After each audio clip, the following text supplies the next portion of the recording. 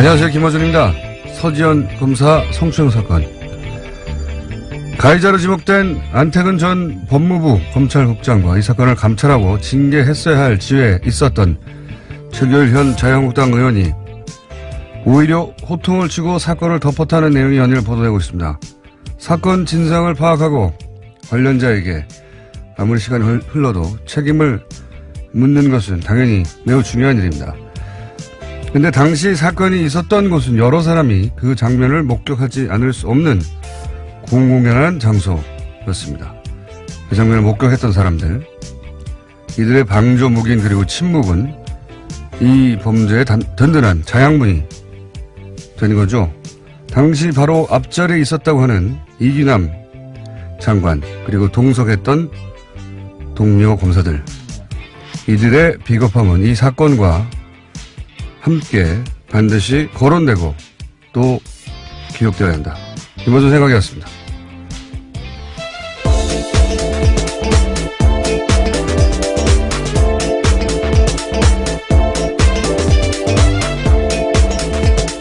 시사인의 김은지입니다. 네. 이런 사건에는 이제 한두 사람 이름이 계속 거론되고 그리고 끝나는데 이런 걸 침묵의 카르텔이라고 하죠, 원래. 네.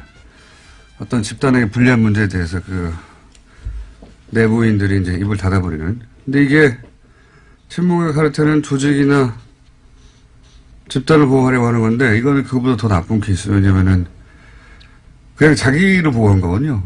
입을 다물고 있었던 사람들. 저는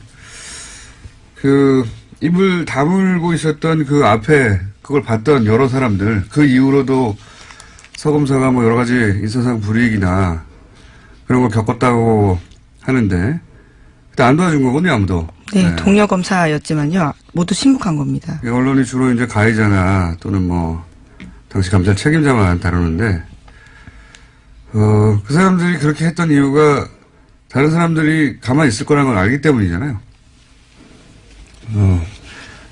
이 침묵 방조는 사법 처리를 못하겠지만, 기록을 해둬야 된다. 예, 또 하나 제안하고 싶은 게 사건 관련해서 안태근 가해자라는 이름을 좀 더 강조해줬으면 좋겠는데요. 안태근 성추행 사건이라고 부르는 게 어떨까 싶기도 합니다. 그렇군요. 네. 자, 근데 본인은 이제 기억나지 않는다. 네, 사실 사과는 하긴 했는데요. 술 취해서 기억나지 않는다라는 입장을 견지하고 있습니다. 그랬다면이라는 전제를 그렇죠. 달고 술 취해서 기억나지 않는데 그랬다면. 근데 이제 기억나지 않을 수 없죠. 왜냐하면 그 당시 정말로 기억이 안 난다 하더라도 그 다음 날부터 계속 이런 문제나 감찰 혹은 내부에서 얘기가 있었는데 어떻게 기억이 안 나겠어요. 예. 자, 그 이후 나도 당했다고 하는 또 전직 여검사의 폭로가 있었죠. 예. 네, 서지현 검사의 미투 해시태그에 응답하듯이 다른 피해자도 용기를 내서 입을 열고 있는 겁니다. 어제 SBS가 과거 검찰 간부에게 성추행을 당한 또 다른 전직 검사 인터뷰를 보도했는데요. 한 지검에 재직할 당시에 고위 간부가 의도적으로 자신을 성추행했다라는 겁니다. 관사 주소를 주면서 자기만 혼자 오게 만들었고요. 거기 가서도 부적절한 행동들을 했다라는 거고, 뿐만 아니라 여러 가지 성추행적 발언도 했다라고 합니다. 검사라고 하면 우리 사회에서 일반적으로 매우 두려운 존재잖아요. 예. 기소권도 가지고 있고. 예, 독점하고 있습니다. 예. 그런 검사조차도, 예. 그리고 법을 굉장히 잘 알고, 힘도 세고, 예. 기소권도 가지고 있는 검사조차 집단 내에서 이런 일을 겪는다는 사실 자체가 가지는, 그리고 나서 이제 그런 일을 겪고 나서 겪어서 손 치더라도 사건으로서 그 이유는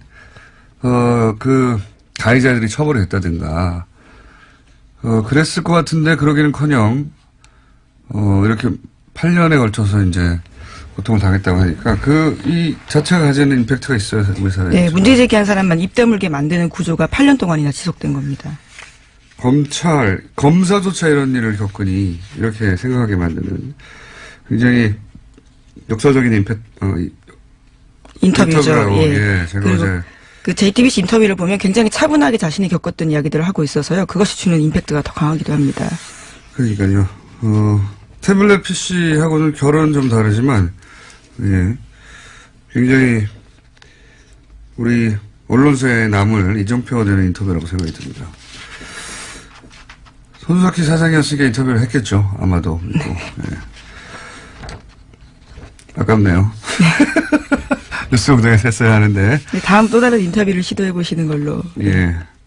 자, 관련해서 이제 뭐 여러 뉴스가 쏟아져 나오고, 이문정 검사도 최길 현 자유한국당 의원이, 나는 사실, 은폐 관여한 적이 없고, 뭐 알지도 못한다고 하니까, 관련해서 네, 사건을 덮으려고 했다라는 식의 이야기를 하고 있는데요. 네. 당사자가 문제 삼지 않겠다는데 왜 네가 들쑤시고 다니냐면서 화냈다라는 이야기를요. 서지현 검사가 다시 한번 증언했습니다. 당사자가 문제 삼지 않겠다는 말을 할 리가 있나요? 네, 이미 문제 제기를 내부적으로 했다고 하는데요. 이런 식으로 덮으려고 한 겁니다. 이것도 본인은 알지도 못하고 예, 덮은 사실도 없다. 네, 하지만 본인 상황이 곤란해지자요. 어제 국회 본회의 불참하면서 계속해서 기자들을 피해 다니고 있다고 합니다.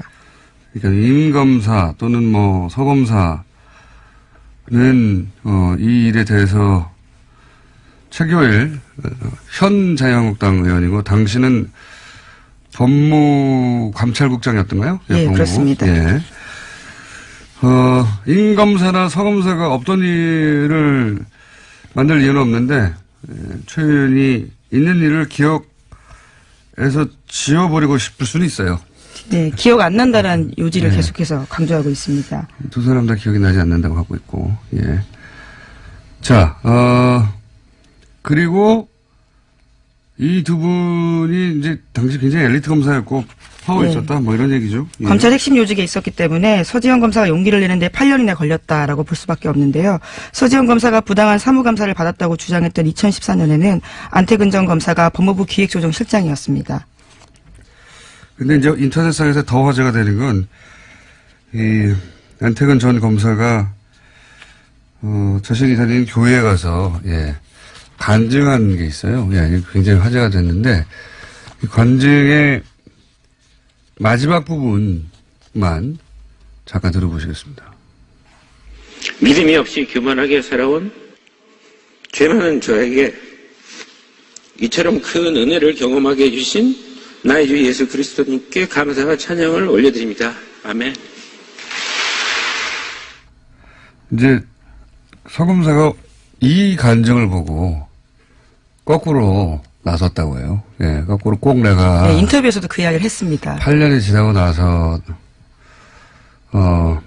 이 간증을 보고 이게 이제 영화 밀양이었죠, 밀양. 예, 전도연 씨가 주연이었고요. 네, 전도연 씨 그 내용도 그거죠. 이제 가해자가 스스로 용서를 이미 스스로에게 한 거죠. 예, 구원과 용서를 받았다라는 이야기를 해서 충격받은 피해자 가족의 모습을 보여주고 있습니다.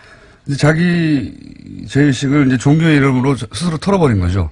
피해자는 여전히 고통받고 있는데 피해자에게 가서 사과하거나 혹은 용서를 비는 게 아니고 스스로 용서를 해버린 겁니다. 이거를 보고 이해갑니다. 예. 네, 서지현 검사도 이에 대해서 일침을 했는데요. 회계는 피해자들에게 직접 해야 된다라는 말을 전하고 싶다고 이야기했습니다.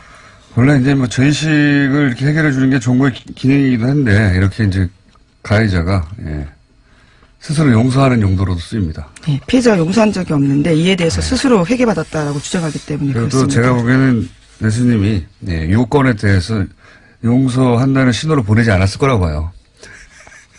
보내지 않은 신호를 스스로 받은 거죠. 자, 다음 수는요. 네, 이와 관련해서 문재인 대통령도 사건을 언급했습니다. 어제 열린 장차관 워크숍에서 그것이 사실이라면 가장 그렇지 않을 것 같은 검찰 내에서도 성희롱이 만연하고 2차 피해가 두려워 참고 견딘다는 것이다 라고 말했는데요. 관련해서 혁신가조로 추가해달라고 이야기했습니다. 그러니까 이 성추행 관련해서는 아마 이 전과 이후로 나뉠 만큼 여러 가지 조치나 인식의 변화가 생길 것 같습니다. 그런 의미에서 역사적인 인터뷰였고요. 방송사적으로도 역사적인 기록에 남은 이정표에 대한 인터뷰였고요. 자, 다음 뉴스는요? 예, 다시 다스 뉴스입니다. 2008년 정호영 BBK 특검 당시에 혼자서 다스의 120억 원을 횡령했다고 지목됐던 전직 격리 직원 기억하실 겁니다.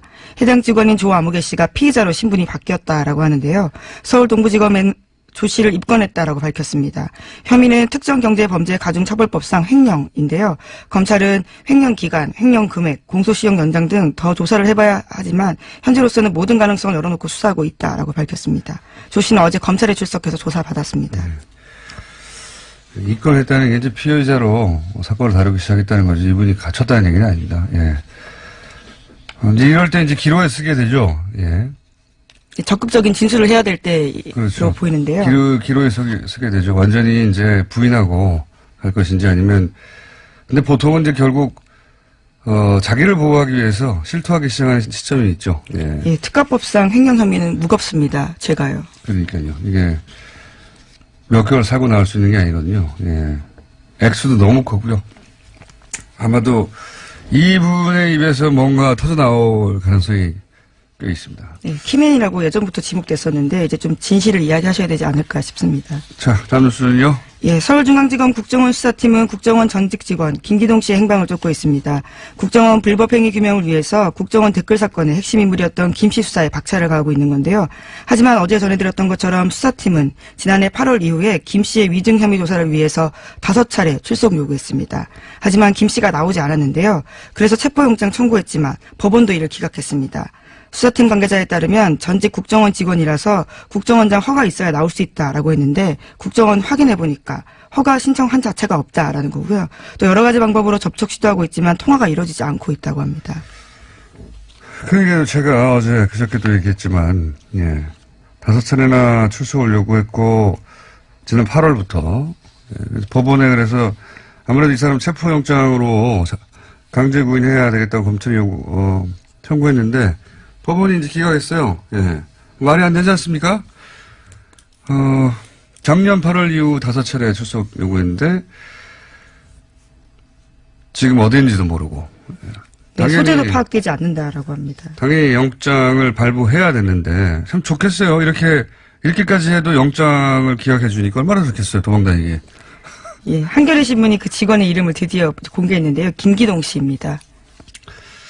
이분이 이제 지금 계속해서 논란이 여러 각도로 되고 있는, 이제 최근에 사법부의 사찰 문건에서도 또 한 번 등장하는 진원 파일, 시큐리티 파일, 원세훈 전 원장을, 무죄로 파기환송하게 만들었던. 예, 유무죄 취지는 밝히지 않았었는데 파기환송 자체가 굉장히 놀랐었습니다. 그때 증거 능력이 문제가 됐었거든요. 파기환송한다는 자체가 이제 유죄 아니라는 얘기죠. 말하자면. 어쨌든 그 파일을 작성했던 당사자거든요. 예, 당사자고 그 파일 안에 보면은 이제 직원들 이름, 그 당시 국정원 직원들 이름과 그 직원들이 사용한 아이디하고 비번이 있어요. 예. 그것이 이제 증거로 인정되지 않았는데 대법원 때문에. 예. 만약에 이게 증거로 인정되면 또 다른 국면의 수사도 시작될 수 있습니다. 사실은. 예. 그래서 이분이 민간인으로서 이렇게 오랫동안 도망다니는 건 굉장히 부담스러운 일인데요. 누군가 도망다니라고 하고 있는 게 아닌가 싶어요, 저는. 예. 번개탄이나 심장마비나 추락사 주의해야 합니다. 김기동 씨. 건강하시고요. 꼭 출석하시고요. 자, 다음 뉴스는요. 네, 서울 동부지검 형사 6부가 4.16 세월호 참사 특조위 업무를 방해한 혐의로 김영석 해양수산부 전 장관과 윤학배 전 차관에 대해서 구속영장을 청구했습니다. 검찰에 따르면 김 전 장관과 윤 전 차관이 해수부 직원들과 특조위 파견 공무원들에게 내부 동향 등을 확인해서 보고하도록 지시한 혐의가 있습니다. 요즘 자유한국당에서 계속해서 제천이나 밀양 화재, 이제 세월호라고, 특히 제천 같은 경우는 세월호 사건과 연결하려고 이제 많이 노력했죠. 근데 세월호는 물론 재난 그 자체라도 대단한 비극이지만 이 사건을 정부는 끊임없이 은폐하려고 했어요. 네, 조사회를, 그렇죠. 특조회를 방해하려고 했고, 그러면서 정치적 사건이 됐거든요. 단순히 재난이라는 이유로 이제 계속 세월호라고 연결해서 다를 바 없지 않느냐, 예, 이렇게 연결하고 싶어 하는데, 계속 하겠죠, 앞으로도 그런 노력은. 예. 그러기 위해서라도 지금 대형 재난이 필요한 보수예요. 그런 의미에서는 굉장히 끔찍한데, 그게 연결이 안 됩니다. 아무리 노력해도. 왜냐하면 전 장관, 전 차관, 이런 사람들이 세월호와 관련된 조사를 직접적으로 방해한 거거든요. 왜 이렇게까지 했을까요? 지금도 굉장히 이상합니다. 예, 아직까지도 박근혜 전 대통령의 소위 7시간 행적에 대해서는 밝혀진 바가 없거든요. 정확히는 이제 7시 반이라고 나왔는데요. 뭐 7시간은 7시간이라고 치지만 이 이 전 관료들이 세월호와 관련된 정확한 사고 원인이 밝혀지면 좋은 거잖아요. 왜 이렇게 못 그렇죠. 재발 방지를 위해서도 반드시 밝혀져야 될 부분입니다.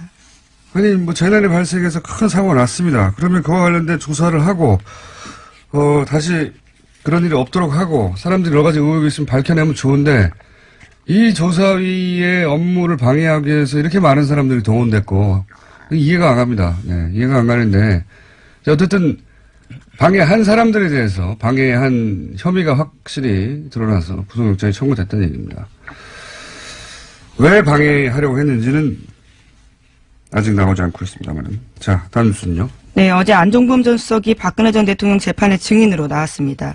재판 쟁점 중에 하나가 추가된 이재용 부회장과 박근혜 전 대통령 간의 영차 독대인데요. 이 부분을 안 전 수석이 영차 독대 전날 자료를 준비했다라고 중요한 증언을 했습니다. 이는 다음 주 월요일로 예정된 이재용 삼성전자 부회장의 항소심 선고에도 중요한 부분입니다. 이거 굉장히 중요하죠. 몇 번 저희가 언급했습니다만, 예. 지금까지 삼성의 이제 방어 논리는 첫 번째 독대가 대구 창조센터의 개소식에서 잠깐 만난 거였는데. 네, 5분 만났다라고 주장하고 있죠. 그때 어떻게 승마 이야기를 공개적인 장소에서 하냐. 이제 그 이전에 독대가 1차가 아니라 영차 독대가 따로 있었다. 가 이제 검찰의 주장이었고 이걸 뒷받침하는 증언이 나온 거죠. 네, 안 전 수석조차도 독대를 위한 파일을 만들었다라고 하면서 이메일 내역에 대해서도 인정을 한 겁니다. 그랬겠죠. 예, 당연히. 근데 이제 지금 박근혜 전 대통령이 계속해서 출소를 거부하고 있지 않습니까? 근데 이제 국선 변호인단이 그거를 어쨌든 변호인단은 나가야 되니까요. 변호인단이 이제 대응을 하는데 지금 안종범 전 수석이 그랬던 걸로 기억한다. 영차 독대, 이제 종합한 취지는 영차 독대가 있었다. 네, 굉장히 의미 있는 진술인 거죠. 중요한 진술이죠. 예. 그렇게 진술을 하자, 증언대에서, 예. 국선 변호인단이 안종범 수석에게 이렇게 묻습니다. 신장암 수술 때문에 전신 마취를 한 적이 있는데, 그래서 기억력이 했을 수는 없느냐. 예, 그 증언의 능력을, 그 증언의 어떤 신빙성을 탄핵하기 위해서 이런 식의 질문까지 하는 거죠. 그렇죠. 그렇게 기억하고 있는데 혹시 전신 마취해서 기억력 감퇴를 있을 수도 있지 않느냐. 이렇게 뭐랄까요. 국선 변호사들이 고생하고 있는 거죠. 할 수 있는 반론이 별로 없으니까 그 기억이 혹시 마취이기 때문에 잘못했을 가능성은 없을까요? 이렇게 대묻는. 뭐라도 묻긴 물어야 되니까요. 네, 하지만 구체적인 답들을 계속했는데요. 박근혜 전 대통령이 대기업 총수들과의 독대는 보안사항이라고 강조했다고 이야기하고 있습니다. 알겠습니다. 자, 시간이 거의 다 됐네요. 하나 정도 더 할 수 있을 것 같습니다. 예, 오는 2월 4일로 예정된 국민의당 바른정당 통합의결 전당대회에 있습니다. 여기에 전당대회 준비가 대표당원 중복 문제 제기로 급정차했습니다. 김중로 전준위원장이 어제 기자간담회를 열었는데요. 도저히 전당대회 준비 작업을 계속할 수 없는 상황에 처했다라고 밝혔습니다. 이거는 참 재밌는 뉴스네요. 전당대회를 어떻게든 하기 위해서 이제 대표당원을 10,000명에서 6,000명 수준으로 줄였단 말이죠. 네, 그렇죠. 네. 그래도 3,000명 이상이 와야 돼요. 그렇죠? 근데 이제 아무리 새벽 6시부터 하고 뭐 23곳에서 화상으로 하고 해도 어쨌든 물리적으로 그 장소까지 가야 되거든요. 전당대회를 하려고 모든 수단을 다 동원했는데 만약에 성원이 안 된다. 또는 거기서 찬성표가 과반이 넘지 않는다. 예. 그러면은 그 자체로 통합의 명분이 당원들이 원해서 하는 거라고 하는데, 이게 무너지죠. 예. 그렇게 자신이 없어서 전당대회를 안 하려고 하는 겁니다, 이거. 이 뉴스의 진짜 의미는 전당대회를 안 하려고 하는 것이다. 이게 저의 해석입니다. 예, 어제 민주평화당 대변인 쪽에서도 그런 이야기들을 했습니다. 전당대회마저 무산시키려고 하고 있다고요. 예. 전당대회가 자신이 없으니까 전당대회도 안 하려고 하는 건데, 이게 이제, 이렇게 되면 또, 논리적, 법률적, 혹은 규정상의 모순에 빠지는 거죠. 원래 당의 합당, 이건 전당대회를 통해서 해야 되거든요. 예, 그렇죠. 근데, 그럼 전당대회가 아닌 방법으로 하려면 당헌을 바꿔야 돼요. 당헌을. 당의 헌법이죠. 왜냐면 거기에 전당대회를 통해서만 합당이나 해산이 가능하다 했으니까. 근데 당헌을 바꾸려면 전당대회를 해야 돼요, 또. 전당대회를 하지 않고 당원을 바꾸고, 그리고 예를 들어서 뭐, 전당원 투표 같은 걸로 했다. 정당사에 남겠네요. 안 하려고 하는 겁니다. 네. 네, 오늘 관련 대책을 논의할 예정이라고 합니다. 안철수 대표가요. 아, 굉장한 재밌는 뉴스네요. 여기까지 하겠습니다. 시사인의 김은지였습니다. 감사합니다. 사법부 블랙리스트 의혹의 핵심은 법원 행정처의 사찰이죠. 사찰은 존재했다 할 수밖에 없는 내용이 가득한 문서가 공개됐는데 이 문서에 이름이 등장하는 당시 판사직에 계셨던 윤나리 변호사님 스튜디오에 직접 나오셨습니다. 안녕하십니까? 안녕하십니까? 네. 대본을 들여다봐도 소용없어요. 제가 그렇게 안 하기 때문에. 대본을 이렇게, 예, 문서처럼 이렇게 네. 들고 계시는데 아무 소용이 없기 때문에. 네, 알겠습니다. 그냥 편하게 하겠습니다. 네. 작년 2월까지 판사셨죠? 네. 작년 2월까지 판사셨고. 이 문서에 이렇게 등장합니다. 윤나리 판사. 자유분방하고 직설적인 면이 있으나 선을 넘진 않는다. 네. 예. 이렇게 평가되어 있어요. 이 문서 보셨죠? 네. 네. 봤습니다. 나중에 봤고요. 네. 처음에 저는 이제 판사가 아니니까 이걸 이제 뒤늦게 보게 됐고요.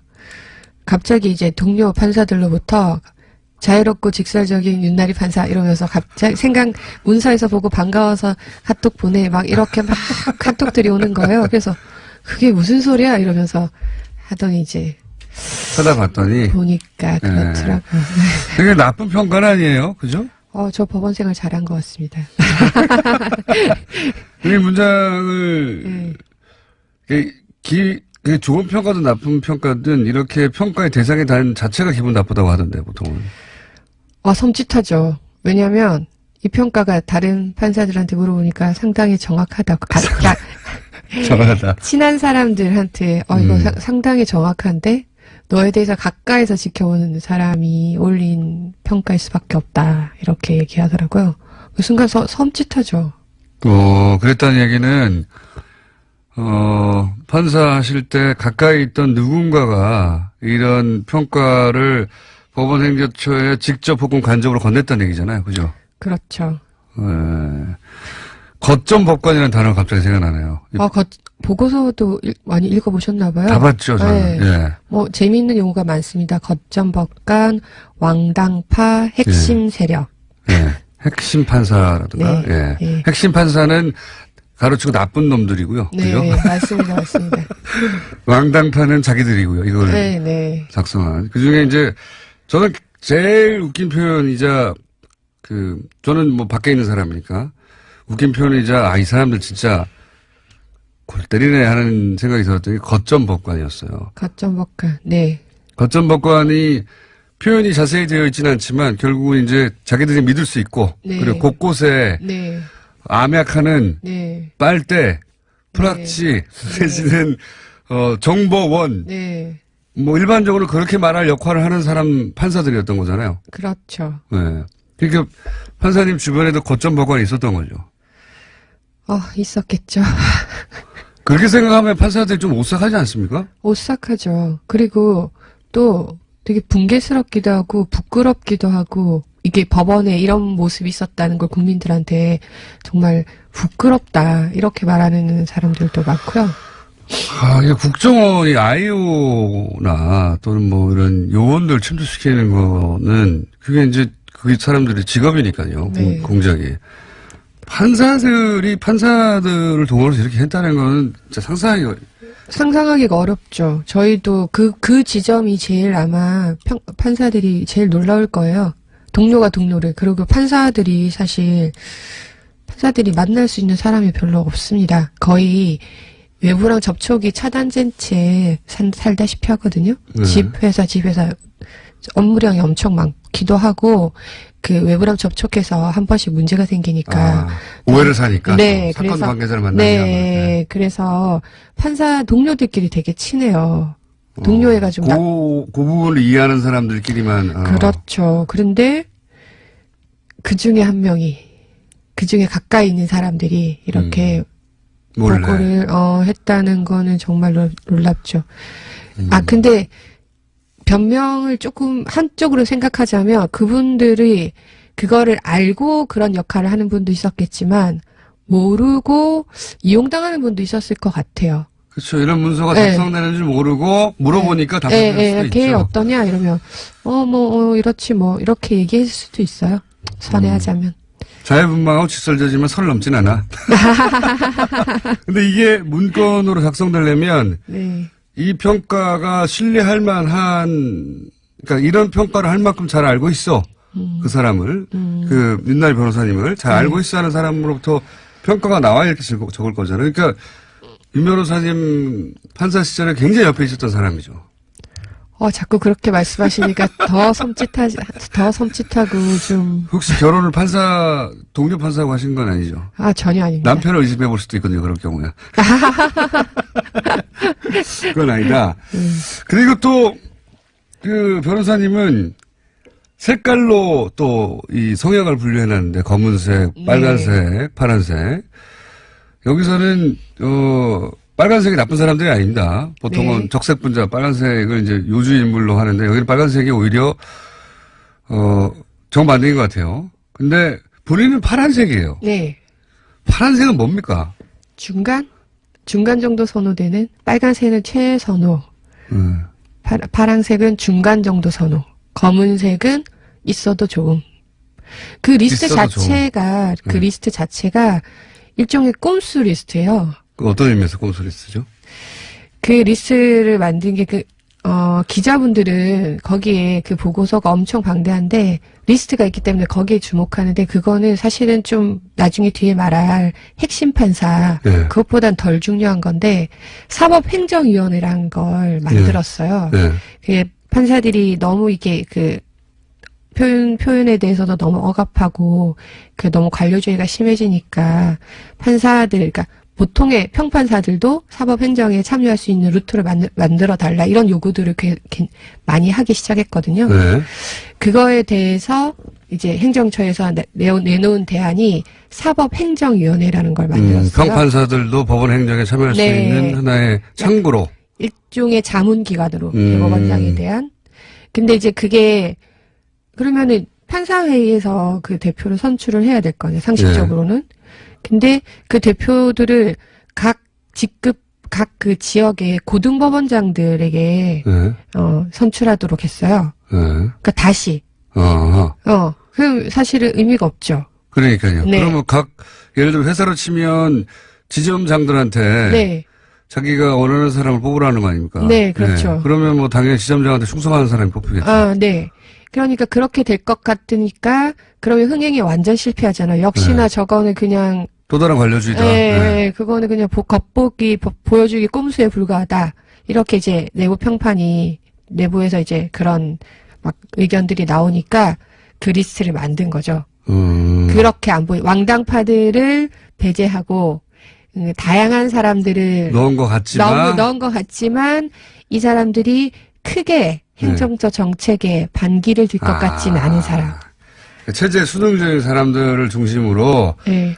직접적인 왕당파, 저 사람 봐, 양승태 사람이지 이런 소리는 안 듣지만 이런 사람을 넣으면 양승태 대법원장의 방향에 그렇게 반기를 들 정도는 아닌 사람들. 그러니까 다양성은 외관으로 봤을 때 되게 다양성은 갖추지만 크게 문제 안 일으킬 사람. 크게 문제는 안 일으키죠. 본인은 그러면 중간 정도 되는 사람이네요. 그렇죠. 저는 선을 넘지 않잖아요. 그러니까 사람들이 보기에 자유분방하고 자기주장을 하긴 하지만 직접 반기를 들 것 같지는 않은 포섭은 될 수 있는 사람. 이런 회색 분자로 분류되시는 거네요. 좀 그런 면이 있죠. 그러니까 이 문서는 이게 블랙리스트 아니냐, 혹은 뭐 이거가 성향 분석이 아니냐고 하는데 요거는 아예 블랙리스트를 제외해버리고. 네, 그렇죠? 아예 그런 건 아니고. 아예 제외하고 포섭이 될 수 있는 사람 중심으로 그 중에 약간 등급을 나눈 거네요. 그렇죠. 네. 그 중에 이제 중간 정도 등급으로 분류되신 거고, 선을 넘지 않기 때문에. 선을 넘지 않기 때문에. 선도 사실 몇 번 넘었는데. 아니, 이게. 그렇게까지 자세히 관찰을 못 하셨나 봐요. 여기, 그 출연을 하신 자체가 사실 선을 넘었는데 아니요, 작년에 선을 넘었어요. 작년에. 제가 나오자마자 이 사태가 터지고 나서 제가 한겨레에 기고를 했거든요. 예. 판사들의 거짓말이라고. 왜냐면 이 사태가 묻힐 뻔했어요. 그래요? 이게 처음에 어떻게 촉발됐는지는 아시죠? 누군가 지금 이름이 갑자기 생각 안 네. 나는데 예. 이모 판사가 이제 예. 행정처 발령이 취소되고 돌아가면서 네. 이제 됐는데 그때 법원에 가려고 했더니 이제 거기 가서 문서를 열어보면 여러 가지 성향 파일들이 네. 있을 텐데 그 너무 놀라지 말라. 예, 그래서 이런 얘기를 이제 들었다. 예, 예. 그래서 이제 못하겠다 그러고 이제 예. 돌아가는 그거가 있었는데 그게 언론이 처음에 한 곳만 보도해주고 그 뒤로는 보도를 안 해줬어요. 저희는 계속 떠들었어요. 근데 예. 국민들이 아무도 모르고 판사들도 몰랐어요. 긴가민가 했는데 도저히 안 되겠는 거예요. 이대로 묻히면 안 되겠다 싶어서.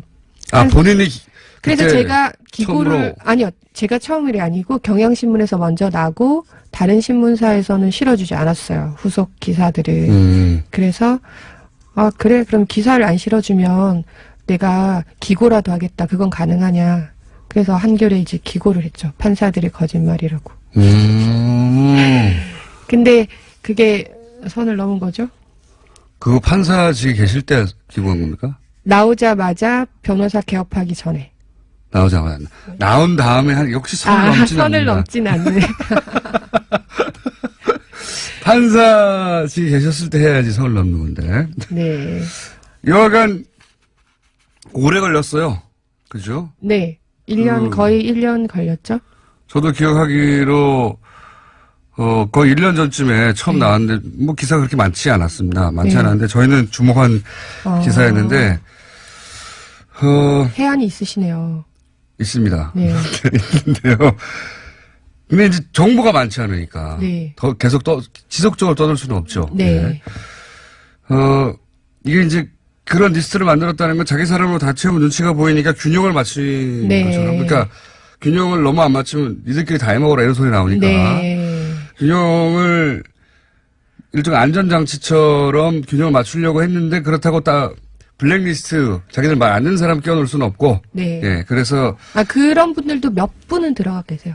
몇 분은 그 분 중에서도 조금 그런 분들.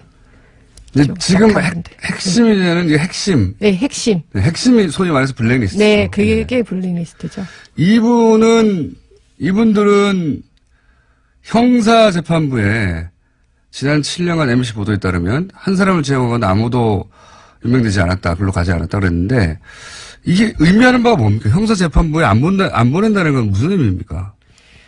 형사재판이 아시다시피 지금 온갖 국정농단 뭐 이런 네. 사건 그리고 우리 공장장님도 형사재판도 받아보시지 않으셨나요? 네, 형사재판이죠, 네, 대부분. 네, 네.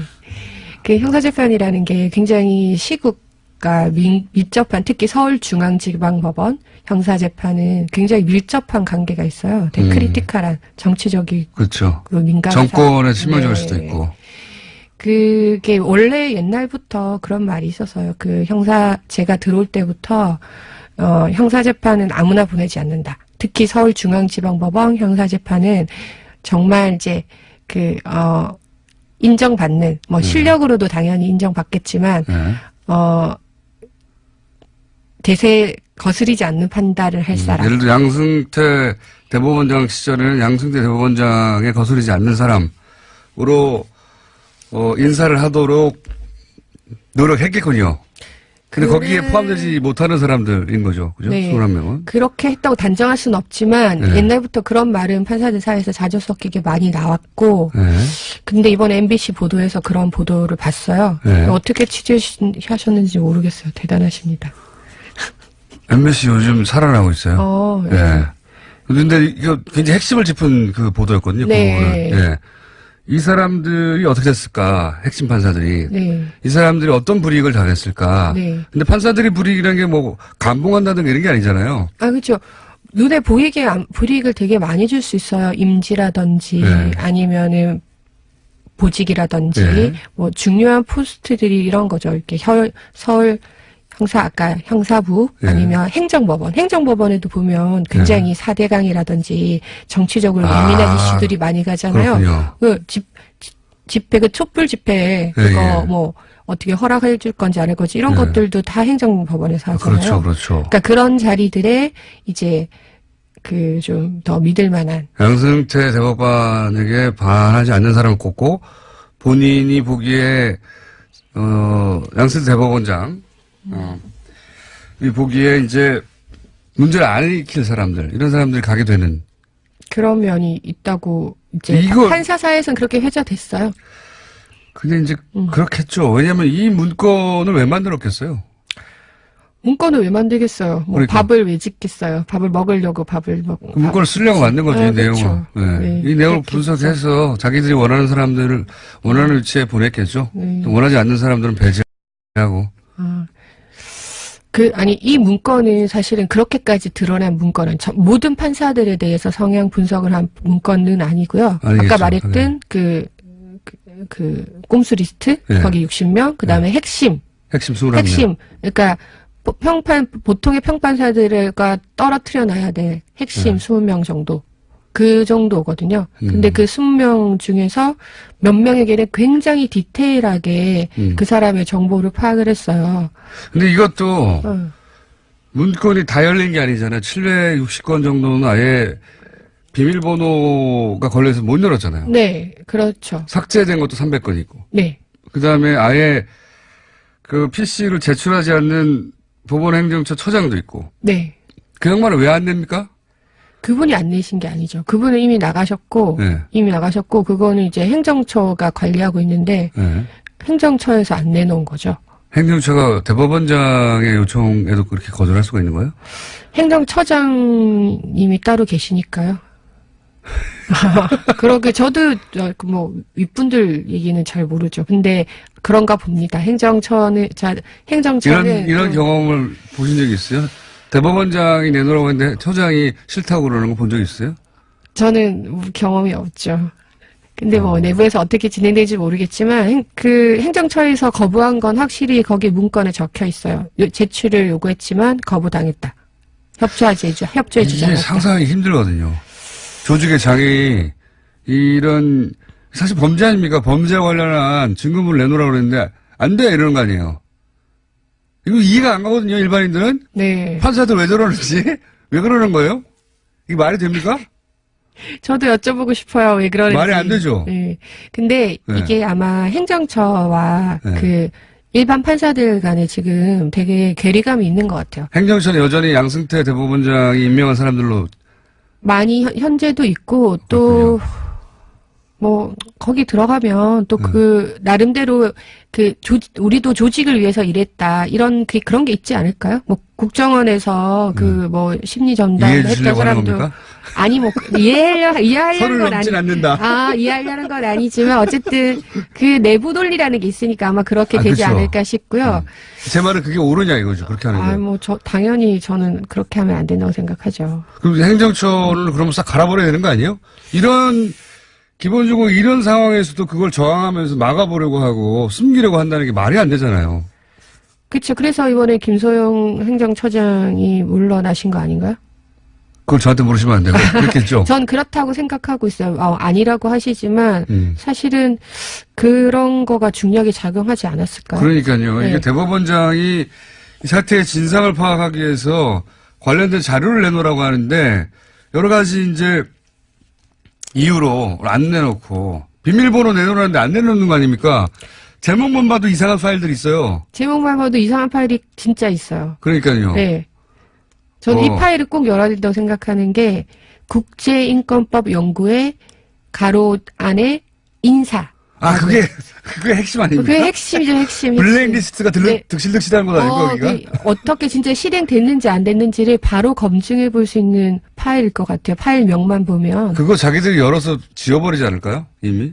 300건은 파일을 지운 게 아니라, 그러니까 파일 삭제하고 휴지통에 넣는다. 보통 그렇게 생각하시는데, 그러면 또 이거 왜 지웠냐고, 혹은 복원할 수 있으니까 그렇게 안 하고, 내용이 심각한, 아마도 그래서 그랬겠죠. 심각했을 법한 그 내용들은 안에 있는 내용을 지워버렸어요. 파일은 존재해요.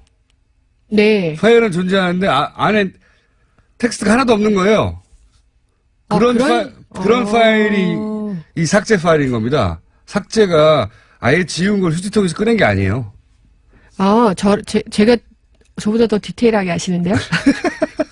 저도 그런 얘기는 작년부터 떠돌았어요. 이게 단순히 휴지통에 넣어서, 그러니까 우리가 파일 삭제할 때 휴지통에 넣는 게 아니고, 뭔가 특수한 프로그램을 이용해서 웬만하면 복구하기 힘든 그런 걸 이용해서 지웠다는 얘기는 작년부터 있었어요. 그거는 또 그것대로 네. 물리적으로 삭제하는 것이고, 네. 제 말은 뭐냐면은, 그 내용을 삭제해버리는 거예요. 문서를 열었어. 열었는데 없어. 백지예요, 백지.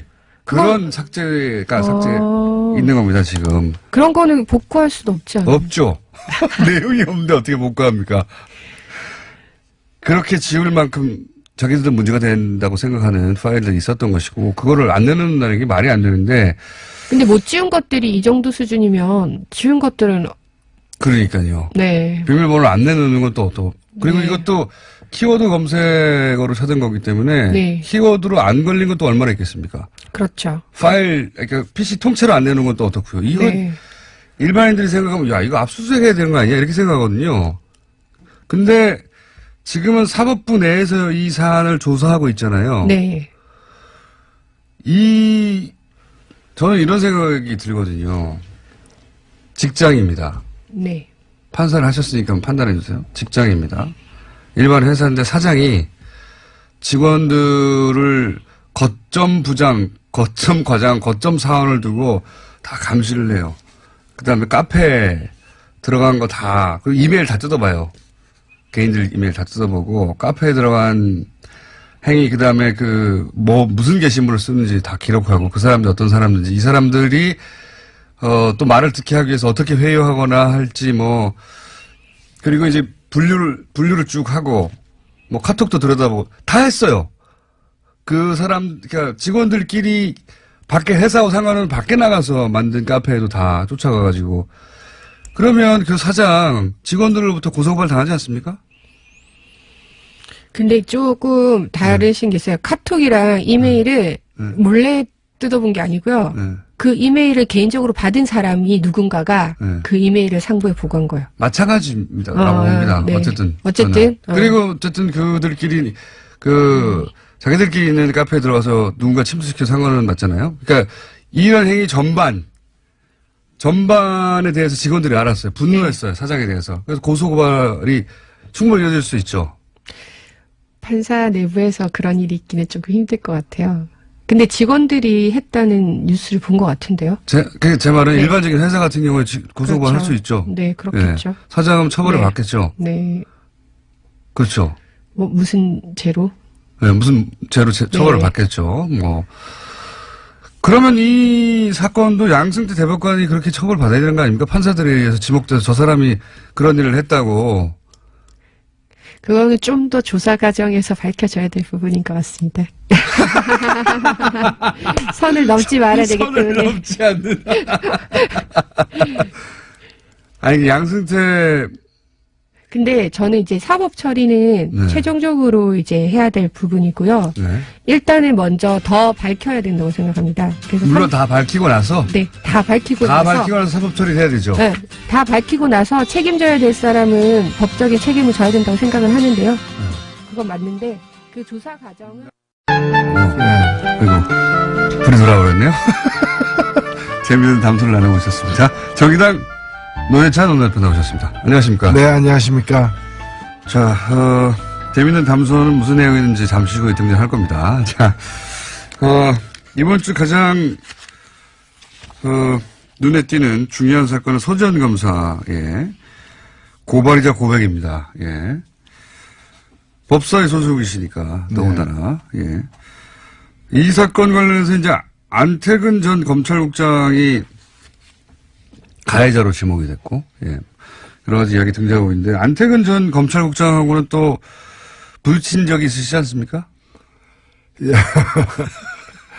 예, 박근혜 그 국정농단 사건 때, 그 당시 시점에, 예. 안태근 이 검사가 검찰국장이었어요. 예.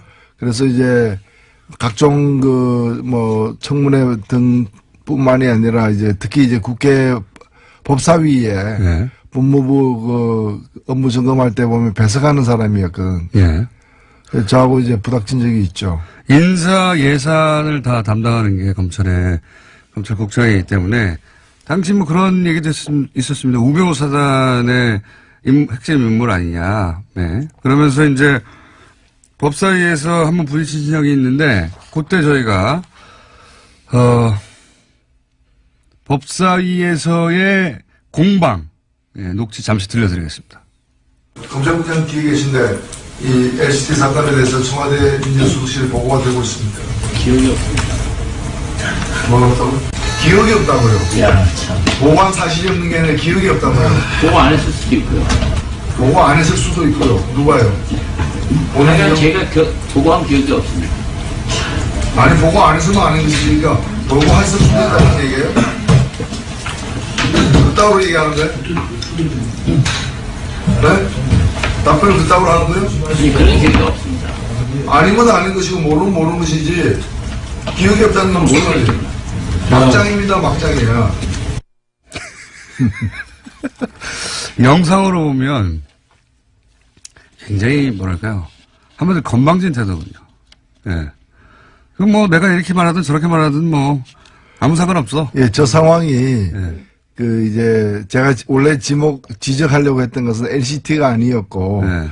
박근혜 대통령이 자신에 대한 여러 가지 그 케이스 스포츠처럼 미르재단 의혹이 이제 컸을 때 예. 그에 대해서는 한마디도 안 하고 엉뚱하게 뭐 롯데 그 그룹 비리 그 수사 제대로 해라 엉뚱한 얘기를 하길래 예. 저 롯데 얘기는 왜 갑자기 튀어나오냐 예. 저거는 검찰에 보고를 했느냐 사실은 그 비공식적으로 법무부에서 청와대와 내통하는 공식 창구가 예. 관례적으로 검찰국장이에요. 예. 검찰국장의 창구인데 그래서 검찰국장에게 그럼 LCT 사건은 당신이 보고해서 저 대통령이 저렇게 얘기하냐 예. 라고 이제 제가 이제 물었던 거예요. 그러면 보고 안 했다가 잡아떼거나 보고했다고 시인해야 되는데 기억이 안 난다. 이 얘기는 뭔가 하면은 뭐 너한테까지 내가 굳이 얘기해야 되냐 뭐 이런 태도예요. 그렇죠. 저 태도는 뭔가 하면은 저게 그냥 저 장관도 저한테 저렇게 답변을 못해요. 국회의원에게. 예. 근데 장관도 아닌 그 휘하에 있는 사람이 저렇게 얘기했다는 거는 굉장히 자기가 백이 든든하다라는 나중에 밝혀졌지만 우병우하고 수개월 동안 1000통에 가까운 전화 통화를 한 예. 사람입니다. 바로 이분입니다. 예. 기억하실지 모르겠는데 우병우 전 민정수석과 법무부 검찰국장이 뭐 1000통 이상 전화를 했다. 요 내용을 기억하실 수 있어요.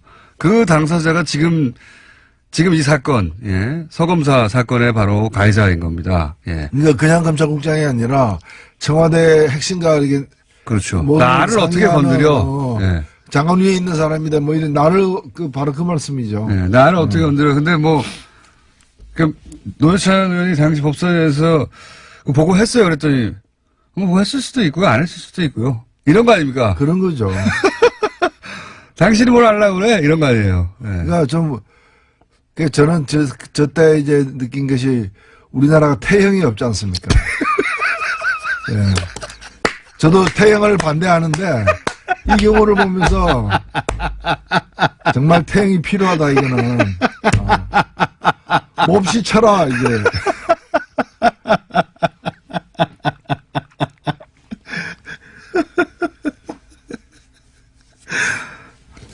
네, 필요하다. 너무 가혹하시네요. 가혹한 게 아니고 그 가혹한 거는 몽둥이에게 가혹한 거죠. 몽둥이가 이제 항의할 것 같았어요. 제가. 하여튼 요 자체도 화제가 됐었어요. 아니 저 사람 누군데 저렇게 법사에 출석해가지고 저런 태도로 말을 하고 있나. 예. 그 자체로 화제가 됐는데 이제 1년 한참 지나고 나서 이 사람이 이 사람이에요. 라고 이제 언론을 통해서 태형 알겠습니다. 그러니까 장관 모시고 있을 때도 예. 그 당시에도 이제 보면은 요직에 법무부 요직에 있었고 예. 그때 이 지금 서지현 검사에 대한 그 성추행 사건 강제추행이지 법적으로는 이 사건도 저는 그런 데서 나왔다 봐요. 그런 거죠. 이제 예. 권력이 없었다면 그런 일을 못했을 거 아니에요. 누가 나를 감히 그런 이런 태도가 거죠. 있지 않고서야 맞은편에 장관이 앉아 있었다고 했잖아요. 예. 그런데도 그랬던 거 아닙니까? 뭐 눈에 보이는 게 없는 거죠. 그렇죠. 예. 그런데 이분이 또 이제 교회에 가서는 이렇게, 예. 본인의 야, 죄를. 법적으로는 자기를 구제하기 힘들다라는 걸 스스로 이제 판단한 거죠. 이제 하나님은 나를 용서하였다. 그러니까 인간 세상에서는 이제 버림받을 수밖에 없다는 걸 자기가 시인한 거죠. 자, 이렇게 띄엄띄엄 이 화제의 인물이 되기도 쉽지 않습니다. 예, 띄엄띄엄 화제의 인물이 다시 한번. 됐고요. 그리고 이제 또 이 사건 당시에 검찰국장은 현 최규일 의원인데, 예, 부인했죠? 예, 부인했지만은 이미 바로 그 당시에 그 또 다른 여자 검사, 이문정 검사가 이 서지현 검사하고 이제 상담하던 중에 이 사실을 알게 되어가지고 알게 된 걸 검찰에서 이렇게 알고 이문정 검사를 불러다가 이렇게 무마하려고 했다는 걸 이문정 검사가 증언을 했기 때문에 이거는 네. 뭐 명백한 사실로 저는 간주되어야 한다고 봅니다. 그러니까요. 예. 그리고 왜 당사자도 가만히 있는데 네가 나와서 호통을 쳤다고 하니까. 예. 충분히 상상할 수 있는 장면이죠. 그렇죠. 그리고 이런 장면이 본인은 기억나지 않는다고 하는 것도 저는 말이 안 된다고 봅니다. 예. 뭐 둘이 조용히 일상적인 대화를 나눈 건 기억나지 않을 수 있는데 그건 사건이지 않습니까? 네. 예. 자, 그렇게 넘어가려고 하고 있는 와중입니다. 예. 이게 근데 넘어가지 않을 것 같죠? 넘어갈 수는 없는 것이죠. 넘어갈 수는 없는 것이고, 다만 이제 공소시효 등 때문에, 예. 이제 이게 사법적인 어떤 그 법을 적용하기에는 좀 네. 시간이 많이 흘러간 점은 있지만은, 이 서지현 검사가 그런 것까지 다 알고서 사실은 폭로를 한 거예요. 맞습니다. 예, 그걸 뭐 몰라서 폭로했다 면 그럼에도 불구하고 이것은 알려야 된다. 다시는 이런 일이 반복되지 않아서야 된다고 얘기한 거고, 그 검찰 내부 통신망에 올릴 때 이 네. 사건을 담은 글과 더불어서 첨부문서 2개를 같이 올렸어요, 사실은. 그 첨부문서 중에 하나는 뭔가면은 인사 불이익 당한 것에 대한 소명이고요. 예. 또 하나는 뭔가면 본인이 소설을 썼어요. 그 소설에도 보면 그 소설 내용 중에 82년생 김지영이라는 얘기도 여러 번 나오는데 예. 아마 그 책을 읽고 많은 생각을 하게 된 것 같아요. 제가 볼 때는 그 책이 영향을 많이 미친 것 같기도 하고요. 그래서 스스로 자기는 이제 나이가 있으니까 지금 40대니까 72년생 박지현이다. 본인 이름이 지현이자. 예, 예. 그러니까 이제 그걸 이제 소설적 인물로서 이제 자기는 72년생 박지현이다라고 여러 번 언급을 해요. 그래서 이 제목 없는 소설인데, 제가 오늘 이 방송 마치고 난 뒤에 본인이 허락한다면은 이 소설을 저는 소설을 갖고 있습니다. 아, 그러세요? 예, 갖고 네. 있는데 이 소설을 본인 허락을 얻어가지고 공개를 하고 싶어요. 어허. 왜냐하면 여기에는 단편 소설인데? 예, 단편 소설인데 네. 본인 얘기가 핵심 줄거리고 100% 있었던 일을 소설로. 그렇죠. 네. 그걸 갖다가 타자화해가지고 어허. 소설로 썼는데 뭐 이게 본인이 검사이기 때문에 문학적 가치 이런 거라기보다는 얼마나 좀 절절했으면은 이걸 갖다가 이렇게까지 만들어서 그리고 여기 보면 다른 사례들 있죠. 네. 그게 회사라고 표현돼 있어요. 뭐. 검찰청을 회사라고 표현하고 있는데 그 회사에서 벌어지고 있는 다른 성폭력 사례들이 또 등장을 해요. 아하. 등장하기 때문에 이분이 이 사태를 어떻게 인식하고 있었는가 서검사가 그거가 잘 알 수 있는 저는 소개라고. 그러니까 여러 가지로 방법을 오랫동안 생각한 거군요. 이 사실 알려야 되는데. 네. 그렇죠? 그리고 예를 들어 성폭력 다른 피해자들은 이제 본인이 자신의 신분을 드러내지 않으려고 한다면 그것도 할 수가 없으니까. 그런데 알리긴 알려야 되겠고 또 본인도 본인 이야기를 사람들이 이해하기 쉽도록 알려야 되겠는데 연구도 하고 막 고민도 많이 한 거죠. 그러다가 그 결국 보면은 먼저 돌아가신 어릴 때 돌아가신 아버지 얘기까지 나오고 남편까지도 나오고 그날 남편하고 같이 원래는 어떤 콘서트 가기로 했는데 네. 남편이 갑자기 다른 일로 다른 곳에 가려고 하기 때문에 콘서트장에 못 가고 할 수 없이 이 장례식에 빈소에 간 거예요. 어허. 그래서 이제 그때 왜 남편이 같이 콘서트 갔으면 자기는 빈소에 안 갔고 안태근으로부터 성추행 안 당했을 거라는 이런 것부터 시작해가지고 그러니까 이게 그 빈소에서 있었던 짧은 사건이 아닙니다. 이분이 8년을 갖다가 이걸 갖다가 계속해서 반추하면서 되새기면서 그러니까 8년 동안 성추행 당했다고도 사실 봐야 돼요. 게다가 그때마다 괴로웠을 거 아니에요. 게다가 이 얼마나 또 치욕적이기도 하지만 억울하기도 하잖아요. 이게 이제 그런 일을 겪고 나서 누군가가 그 가해자를 단죄를 하고 사람들이 이게 얼마나 잘못된 일인지에 대해서 얘기했으면 모르겠는데 다들 덮는 데다가 거꾸로 뭐 인사보복을 당한 거죠. 억울하게 보복을 당하고 또 꽃뱀이라는 얘기 듣고 얼마나 억울하게 상처가 엄청 영혼의 상처를 입은 겁니다. 한마디로. 그러니까 이 사건이 8년 동안 가해 행위를 한 것이 안태근이다 이렇게 봐도 되는 거예요. 이분은 근데 이제 교회에서 용서를 받으셨더라고요. 스스로. 예. 하나님은 구제했을지 몰라도 사람은 우리 그 국민들은 용서할 수 없을 것입니다. 그 하나님이 용서했다는 신호를 보내지 않았는데 신호를 혼자 받으신 것 같기도 해요. 물론이죠. 예. 제가 그 이 사건은 셀프 구제를 한 거죠. 예. 죄사함을 받으셨고 스스로 그 간증 동영상이 없었다면 안 나섰을지도 모릅니다. 이분도 그런 인터뷰에서 그런 얘기했어요. 네. 간증 동영상을 보고 도저히 참을 수가 없었던 거죠. 예. 8년이 지났지만. 그래서 결국 나서신 것 같고요. 자, 또 이제 큰 사건이 안 나오신 동안 발생한 밀양 화재가 있었습니다. 밀양 화재가 있었는데 아마 제천 화재 때 정부에 여러 가지로 큰 타격이 됐다고 생각해서 밀양 화재가 나자마자 자유한국당 지도부들이 총출동을 하게 됩니다. 이번에는 좀 역풍이 불었어요. 그쵸? 예. 거기 가자마자 이제, 지도부에서 내각 총사퇴하라. 또 뭐, 북한 챙기느라 뭐, 국민 안전을 챙기지 못했다. 이런 요지 얘기도 하고. 그런 얘기가 이제 부메랑이 돼서 돌아왔죠. 밀양이라는 지역 자체, 또 뭐 지방 소방행정은 사실은 지자체장의 책임이 있지 않습니까? 예. 요 사건은 어떻게 보셨습니까? 예, 이거는 사실은 제가 그 화재 당일날 바로 내려갔었거든요. 예. 가서 당시에 그 밀양 소방서장이 예. 그 보고를 했습니다. 보고를 했는데 잊혀지지 않는 게 그분이 이런 얘기를 했어요. 자기들은 그 당시에는 이제 37분이 이제 사망이 확인됐던 시점이었는데 저희들이 최선을 다했습니다만은 37명의 인명 손실을 막지 못했다. 네. 정말 죄송하다. 근데 제가 가서 확인을 해보니까 3분 만에 소방 대원들이 출동을 했고 3분 만에 출동하면 엄청 빨리 온 거거든요. 엄청나게 빨리 한 거죠, 사실은. 기다리고 있지 않은 다음에야 어떻게 3분 만에 옵니까? 네. 그리고 가자마자 상황 파악을 제대로 해가지고 네. 옆 건물로 번질 경우에 옆에 요양병원이라는 게 뭔가면은 집에서도 돌보기 힘든 분들이 맞습니다. 거동이 불편한 분들이 그 94분이나 그게 있었거든요. 네.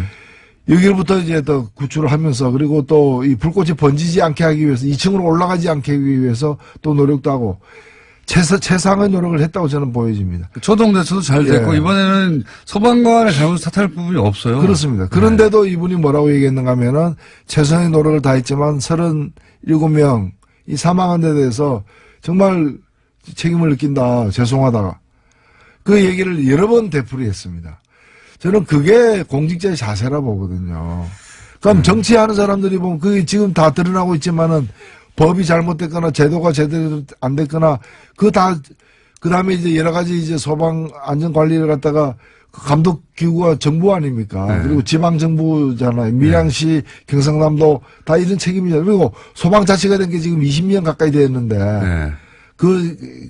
지휘 권한이 다 지방자치단체의 장에게 있는 맞습니다. 거거든요. 예. 그렇다면은 그래서 저는 첫날 홍준표 대표가 안 가길래 원내대표만 보내고 자기는 당분간 분향소 차려지면 가겠다는 식으로 미루더라고요. 모든 당대표가 그날 다 갔거든요. 네. 본인이 안 가길래 저는 경상남도 도지사를 지냈기 때문에 그 책임감 때문에 네. 참 면목이 없어서 못 가는 모양이다. 저는 당연히 그렇게 생각했죠.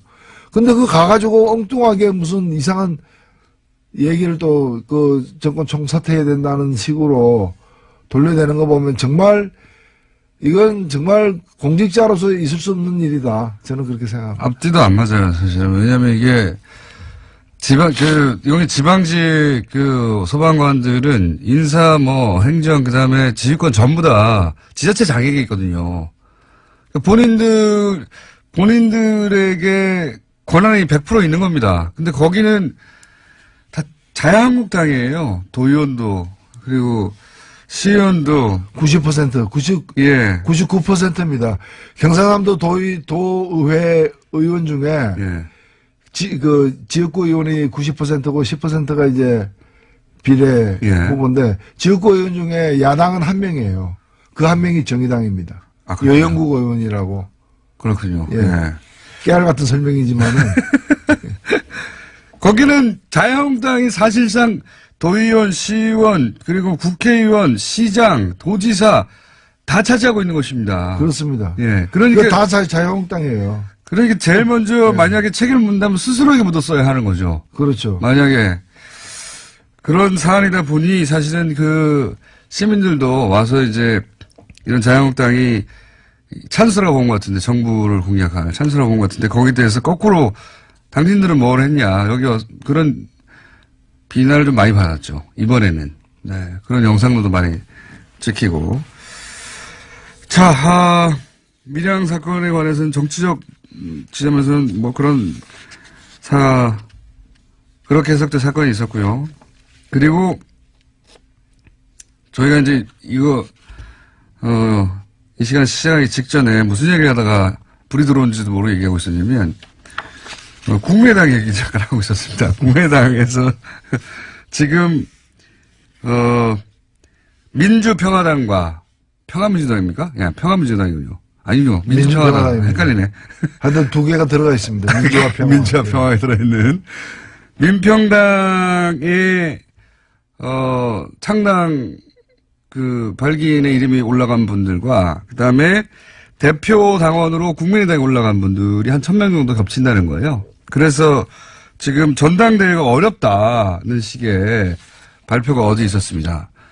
근데 저는 이걸 보자마자, 만약 이때까지 그 어떤 문구나 조항도 다 싸그리 원하는 대로 해석하고 왔잖아요. 그러면 사실, 만약에 전당대회를 바로 할 거면, 전당대회, 이중으로 이제 등록이 있으면 그 사람들 다 징계하면 되거든요. 예. 징계해가지고 당원권을 정지시키는 데가 여러 가지 방법을 찾으면 되는데, 전당대회 자체를 안 하려고 지금 하는 것 같거든요. 그렇지 않습니까? 전당대회를 안 하려고 하는 것 같아요. 무리를 해서라도 성사시키겠죠. 그러니까 전당대회가 아닌 방식으로 성사시키려고 하는 것 같아요. 아마 지금 말씀은 네. 전당대가 안 될 것 같다라는 관측은 뭔가면은 법을 제대로 지키고 네. 민주주의의 기본 원칙들을 준수하게 되면 전당대회가 될 수가 없다 지금. 네. 왜냐하면 이제 의결권을 갖고 있는 전당대 참가자가 몇 명인지가 지금 확인이 네. 안 되는 상황이고 네. 또 그게 여러 사람이 겹치는 네. 1000명 가까이 겹치는 이제 이중적인 그렇죠. 문제까지 다 해결해야 되니까 이거는 정상적인 전당대회가 불가능하다는 진단인데 네. 지금 하려고 하는 거는 정상적인 전당대회가 아니에요. 어차피 지금 현재 스코어. 그래서 모든 걸 무리를 감수하고서라도 이제 통합 결정을 일단 네. 내리고야 말겠다라는 식으로 밀어붙이고 있기 때문에 제가 볼 때는 무리를 해서라도 할 것 같아요. 전당대회를 할 것이다. 예. 저는 전당대회를 안 하려고 이러는 것 같습니다. 근데 전당대회를 하다 안 하게 되면은 예. 물론 이제 다른 방법을 또 강구를 하겠지만은 예. 이 무리를 피하려다 다른 더 큰 무리를 갖다 범하는 그 전당대회가 어쨌든 3,000명 이상 와야 되지 않습니까? 물리적으로. 3,000명 이상이 안 오지 않을까? 또 3,000명 이상이 왔는데 혹시 거기서 부결시키지 않을까? 그러면 이제 끝장나는 거지 않습니까? 부결되지는 않죠. 예. 부결이 될지도 있죠. 왜냐면은 지금 보면은 이제 부결시키고 싶은 사람들, 반대하는 사람들은 참석 안 할 가능성이 높기 때문에. 예. 모릅니다. 물론 모르죠. 그래서 그런 리스크를 안고 하느니 저쪽은 이미 분당해서 당 만든다고 하는데 전당대회까지 할 필요 있어요. 이렇게 위험 감수하면서 전당대회가 안 하고 할 방법을 찾아봐. 저는 거기서 나오는 전당대회 안 한다에 제가 500원 걸어보겠습니다. 아, 그렇습니까? 네. 예, 돈이 많으시군요.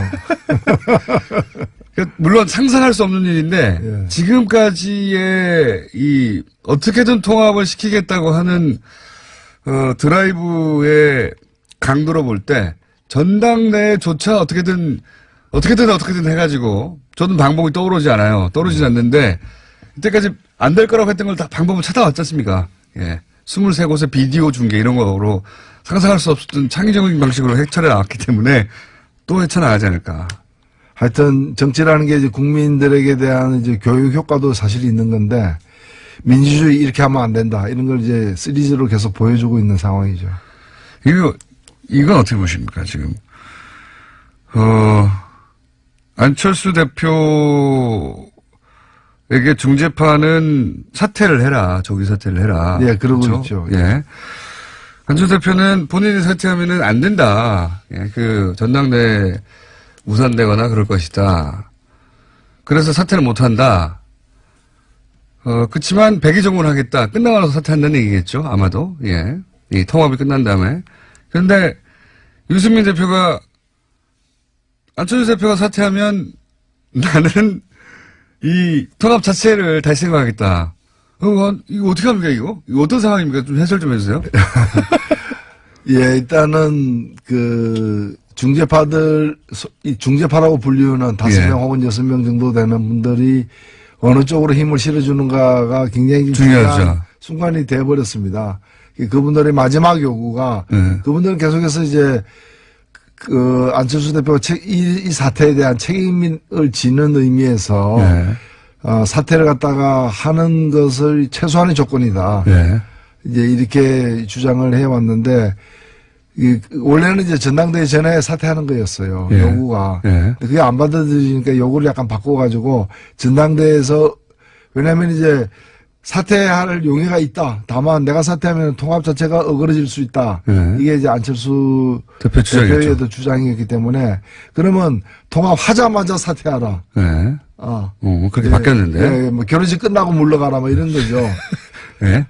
그렇게 하니까 이제 그걸 받아들였어요. 일단은 중재파와의 어떤 접촉에서는 받아들인 것 같아요. 그리고 이제 근데 거기에 대해서 이제 유승민 대표가 그러면은 이제 이건 난 다시 생각하겠다. 이 결혼을 뭐. 다 나가리 뭐 이런 상황이 되는 거죠. 왜냐하면 유승민 대표 입장에서는 그렇다면 본인이 예를 들어서 국민의당 쪽에서의 누군가 대표 나와야 되니까 대표는. 그럼 본인과 뭐 박주선 의원과 같이 쓴다든가 이런 상황은 본인은 받아들일 수 없다 이런 거겠죠. 지금. 예, 그리고 거기는 지금 9명밖에 안 되지 않습니까? 물론 이제 국민의당이 몇 명이 참가할지는 여전히 미지수이긴 하지만은 국민의당보다도 3분의 1 이하로 적은 수기 때문에 이 통합의 파트너가 잘 버텨주지 않으면은 거기 가서 이제 묘하게 되는 상황이죠. 그래서 그리고 또 하나는 뭔가 하면은 안철수 대표는 물러났는데 왜 당신은 안 물러나냐. 이 얘기가 국민의당으로부터도 지금 나오고 있기 때문에 일부에서. 네. 너도 물러나라고 하고 있죠. 그렇죠. 그래서 통합했는데 통합의 주역은 다 없어지는. 시너지도 안 난다. 이런 생각이 막. 이상한 상황이 되는 거죠. 게다가 이제 통합을 했는데 대표에서 물러가면 그러면 국민의당 쪽에서 이 숫자가 많으니까 통합파 쪽에서 이 정당을 끌고 가버리면 바른정당은 보이지가 않지 않습니까? 바른정당은 보수의 기치를 내리면 안 된다고 하는 쪽인데 그러면 이제 실컷 통합했는데 이렇게 흡수된 걸로 보이거든요. 그렇죠. 바른정당 입장에서는. 예. 그거는 싫다는 거죠, 또. 예. 뭐, 바른정당은 여러 가지로 이제 자신감을 갖고서 임하고는 있지만은 지금 이제 이 문제가 마지막 남은 좀 쟁점이 된 것 같아요. 뭐 하루 사이에 아마 내일까지는 결판이 날 것 같은데. 굉장히 어려운 국면입니다. 예. 제가 보기에는. 풀기 쉽지 않아요. 저는 어렵지 않습니다. 예. 강 건너 물입니다. 강 건너 불 아닙니까, 지금? 불인 상황. 아니, 제가 볼 때는 그냥 물이죠. 그래요? 예. 강 건너에도 물은 있으니까. 그럼 어쨌든 전당대회는 할 거라고 보시는 거죠? 예, 전당대회는 이루어질 것이고, 지금 사실 이거 멈추거나 후퇴하게 되면은 최악의 상황이 되기 때문에 차악을 택하는, 그러니까 상처투성이의 통합이 이루어지는, 끝까지는 갈 것 같습니다. 뭐 그 통합이 얼마나 갈지, 몇 개월을 갈지 아니면 올해를 넘길지는 가봐야 알겠습니다만은. 저는 전당대회 이해 방식으로 통합을 선언할 수도 있다. 아, 예. 예, 그런 가능성이 열렸다 이렇게 생각합니다. 무리인데, 예. 그렇게 되면은 정말 굉장히 다이나믹한 상황이 되죠. 물론 제가 뭐 큰 관심은 없습니다만은. 자, 매우 쳐라. 오늘 커다란 말씀을 남기고 매우 쳐라. 앞으로 가끔 써야 되겠습니다. 그거 따가지고 오디오로 매우 쳐라. 예. 지금까지 정의당의 노회찬 원내대표. 청와대 사이트에 또 태형을 부활시켜주세요. 이런 게 올라가면 큰일 납니다. 조선시대의 태형을 부활시켜주세요. 정의당 노회찬 원내대표였습니다. 감사합니다. 예, 고맙습니다. 불친절한 AS. 저도 그랬는데 많은 분들이 태양에서 터졌네요. 예. 전철 안에서 육성으로 터졌습니다. 예. 지하철에서 민망했습니다. 버스에서 쓰러졌습니다. 노회찬 의원의 호를 당분간 태용으로 해주십시오. 태용 노회찬. 저도 간만에 생방송하다 이렇게 터진 적은 처음이었습니다. 선을 넘지 않는 윤나리 판사님. 이제 변호사십니다. 네. 오늘도 선을 넘지 않으시군요. 다시 한번 나오시면 선을 넘어갈 수 있도록 제가 드리블을 잘 해보겠습니다. 원종우 씨 코너 오늘 참 재밌네요. 소피아. 이게 넘겨 짚어서 또 문자를 하시는 분들이네요. 오늘 주제는 제가 알기로는 소피아가 아닙니다. 소피아는 아시는 분들은 아시겠지만은, 로봇이 하나 왔어요, 로봇이. 네. 인공지능 로봇. 네. 크게 화제가 되고 있죠. 저도 요거 다룰 줄 알았더니 오늘은 이게 아니네요. 원종우 씨가 요즘 게으른 거죠, 뭐. 여기까지 하겠습니다. 자, 원종우 씨 나오셨습니다. 예, 안녕하세요. 네. 그 소피아 다뤘다고 누가 방금 전에. 네. 저는 그 소피아 별로예요. 어떤 의미에서 그럽니까? 일단 좀 무섭게 생겼고. 너무 무섭게 생겼어, 진짜. 예, 그러니까요. 그게 그 로봇계에서는 이제 언캐니 밸리라는 개념이 있는데. 네. 그게 사람에 가까워졌는데 사람이 아닌 거. 거기에 대해서 굉장히 사람이 반감을 느끼게 되는 당연하죠. 예. 정말 사람 같으면 또 감탄하게 되는데. 그렇죠. 어설프게 사람 같은 거에서 불쾌감을 느끼는 거예요. 예, 그걸 언캐니 밸리라는 그 표현이 있어요. 아, 그래요? 네. 그래서 그게 지금 소피아 거기에 빠져 있는 것 같아서는 사적으로 그렇게 애정이 안 가더라고요. 기술이 거기까지밖에 안 간 거죠. 아직 그런 거죠. 네.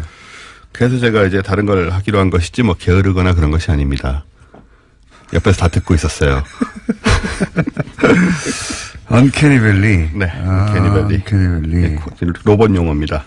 언캐니라는 게 뭐 불가사의한 이런 건데. 불편한 뭐 좀 안 좋은 이상한 계곡이라는 뜻인가요? 무슨 그렇죠. 뜻일까요, 이게? 예, 그런 얘기죠. 어쨌든 오늘 제가 할 얘기는 갑자기 새로운 용어가 궁금해서 언캐니 밸리. 네. 들어본 것 같긴 합니다. 많이 일본 학자, 일본 누군가가 주장한 거 아닙니까? 뭔가. 잘 모르겠어요. 다음에 다뤄보기로 하고요. 자. 오늘 얘기는, 얼마 전에 제가 중국의 과학굴기 얘기 드렸잖아요. 네. 그리고 알파 제로 이야기도 드리고 하면서 그 과학기술의 발달에 대해서 얘기를 하다가 네. 아무래도 좀 부담 가진 분들이 많은 것 같아서 지난 시간에 왓슨의 무능함에 또 얘기를 했었고. 왓슨의 무능함. 관련된 얘기를 했었고. 그래서 우리가 과학기술이 발달한 것 같지만 여러 가지 한계들이 있습니다. 그래서 뭐 그런 관련된 얘기 비슷한 거를 좀 드리려고 하는데요.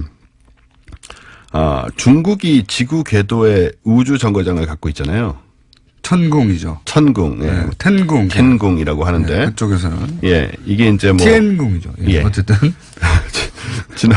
지난번에 이제 작년에, 미국만큼이나 많은 로켓을 쐈다. 네. 중국이 그런 얘기도 드렸는데, 이게 이제 텐궁이 한자로 천궁, 즉 하늘의 궁전이라는 의미로 좀 네. 멋있게 지은 건데, 이게 이제 그래비티 영화에 나옵니다. 혹시 뭐. 그렇죠. 네. 예. 건너편에 있는. 그렇죠. 예, 우주정거장으로. 예. 그래서 산드라 블록이 이제 여기에 어떻게 가가지고 네. 이제 지구로의 탈출에 활용을 하잖아요. 요게 길이가 한 10m쯤 되고 무게가 8.5톤이니까 예. 인공위성으로 작은 녀석은 아니에요. 예. 그런데 얘가 이제 곧 떨어질 예정입니다. 너무 빨리 떨어지는 거 아닙니까? 뭐 꼭 그렇지는 않은데요. 그래요? 지금 2011년 9월에 발사가 됐거든요. 2011년 9월 뭐 별로 안 됐네요. 보통 이 정도면 그냥 수명이 다 됩니다. 그래요? 예. 우주정거장이 그렇게밖에 안 돼요? 그러니까 얘의 수명은 그 정도였던 거죠. 물론 뭐 러시아 우주정거장 막 10년, 20년 있지 않았었나요? 있었죠. 네. 예. 또 국제 우주정거장 같은 경우는 더 오래 있긴 네. 하지만 얘는 원래 이제 수명이 그렇게 길게 설계된 것은 아니었고요. 처음부터. 네네. 그래서 수명이 이제 한 7년 되니까 네. 다 돼가지고 고장이 났어요. 그래서 지금 궤도를 이탈하면서 조만간 추락할 상황에 놓여 있다는 거죠. 추락이라. 이게 어떤 상태냐면 지금 지구 상공 270km에서 돌고 있거든요. 네. 근데 원래는 360km에서 돌고 있어서 예. 이미 90km가 떨어졌습니다.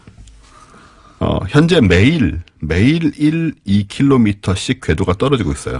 그럼 대기권 진입할 때 불타고 뭐 이렇게 터져가지고 이제 제가 날아가고 뭐 그 파편이 날아가고 뭐 그런 상황 아닙니까? 곧 그런 일이 벌어지는 거죠. 근데 이게 예를 들어서 바다라든가 원하는 지역에 떨어뜨릴 수 있는 기술이 있어야 하잖아요. 바로 이제 그 부분을 제가 얘기를 네. 드리려고 하는데요.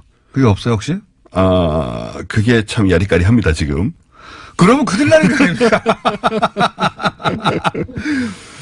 네, 이게 이제 고도가 200km 안으로 떨어지면은, 들어오면은 떨어지는 속도가 급속히 빨라져서, 네. 지금 현재로서는 2월, 3월 내로 추락할 것이라고 네. 지금 보고 있습니다. 예.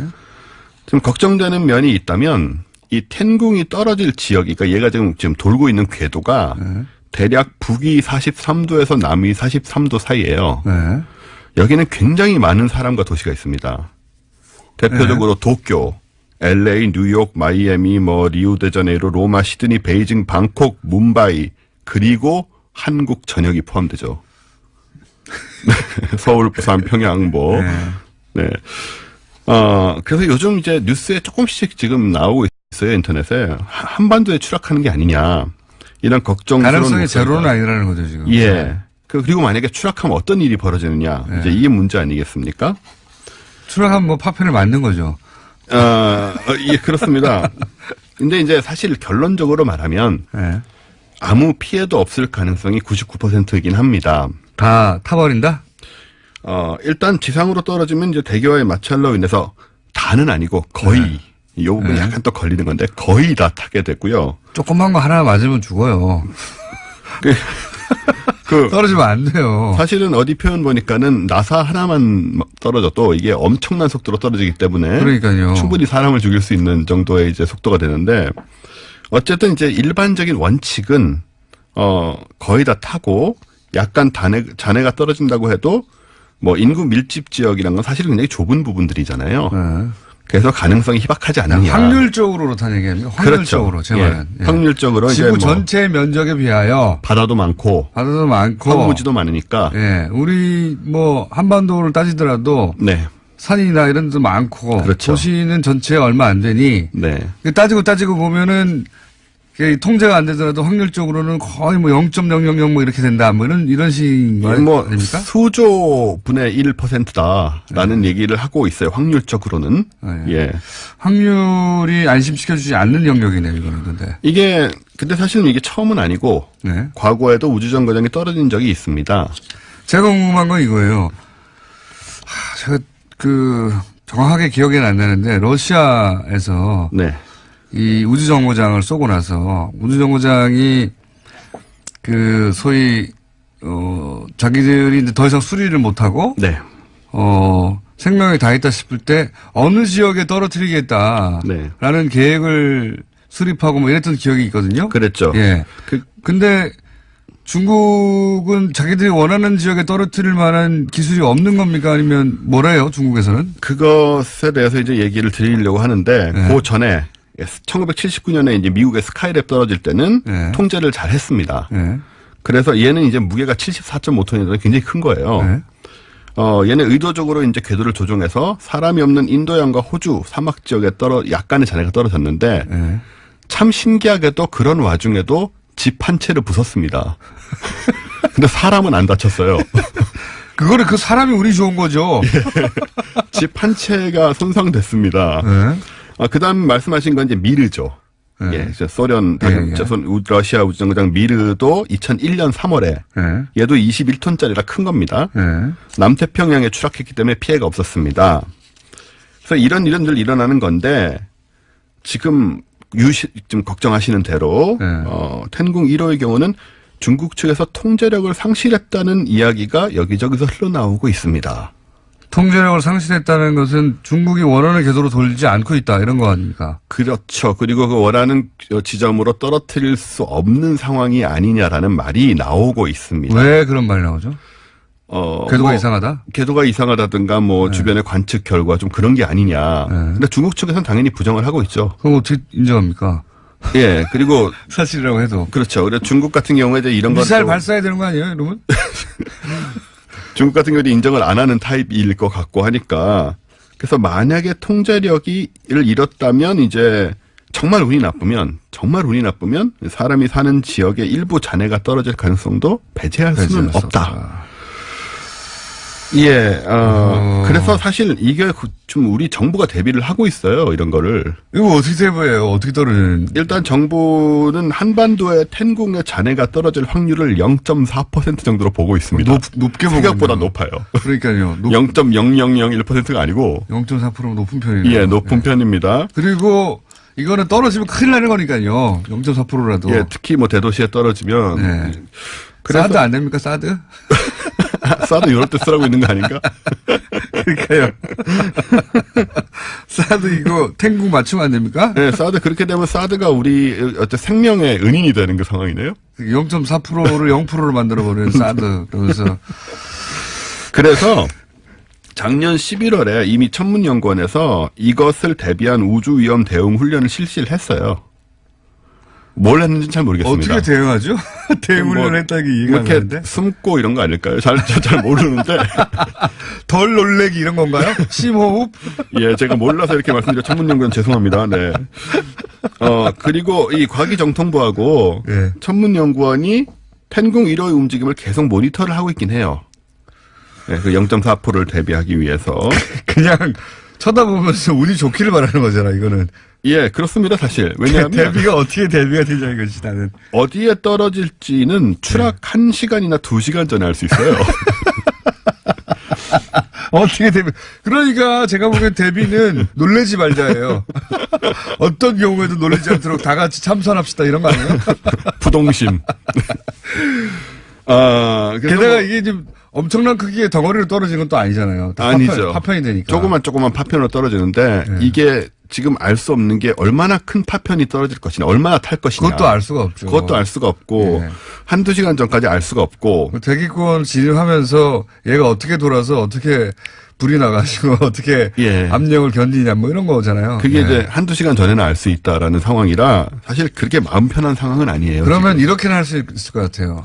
만약에 한두 시간 전에 이게 그 한반도에 떨어질 네. 가능성이 있다. 그럼 제가 보기에는 그 정부에서 네. 신호를 보내야 됩니다. 그 요즘 문자 잘 오잖아요. 그렇죠. 딱 보내가지고 재난 문자. 예. 콘크리트 건물 안에 계십시오. 가능하면 그런 정도의 안내를 해야 되지 않을까. 그래서 정말 운이 나쁘면 잔해가 이제 우리 집 옥상에 떨어질 수도 있는 거예요. 그게 그 옥상에 떨어져서 옥상에 예를 들어서 그 뭡니까 콘크리트를 조금 흠집을 내고 끝나면 모르겠는데 이게 어느 정도 충격량인지 모르겠네요. 초속 몇십 킬로미터로 떨어지기 때문에요. 네. 웬만한 잔해면 다 뚫고 들어올 거예요, 아마. 집을. 네. 근데 이렇게 운이 나쁘면 어떡하겠습니까? 할 수 없는 거지. 방법이 없어요, 이건. 중국을 나중에 탓할 수밖에 없고. 어쨌든. 그러면 네. 다음 시간 이걸 알아봅시다. 예. 그런 경우에도 견딜 수 있는 정도의 아스팔트, 콘크리트 두께는 얼마니까, 뭐 이런 거. 하여튼 좀 알아볼까요, 진짜? 예. 그래서 이제, 만에 하나 그럴 경우, 2시간 전에 이런 경보를 받을 경우, 요런 건물로 뛰어가시오라든가. 그 건물들 지정을 해가지고. 예. 물론 대부분은 안 뛰어가겠죠. 근데 마음에 안식을 얻고 싶은 분도 있을 수 있잖아요.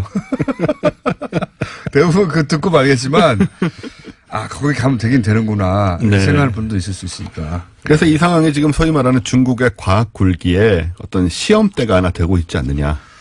이게 컨트롤이 되느냐. 어떻게 원하는 대로 남태평양에 지금 떨어뜨릴 계획인데 그게 만약 안 되면 이제 중국이 과학적으로는 또 체면을 크게 구기는 상황이 되겠죠. 그래도 부럽네요. 인공위성을 쐈다가 이제 수명이 닿을 때까지 네. 수명이 다 있다는 자체가. 우리는 아직 그런 걱정할 필요 없으니까. 그러니까요. 네. 원정호 씨였습니다. 감사합니다. 감사합니다. 내일 뵙겠습니다. 안녕.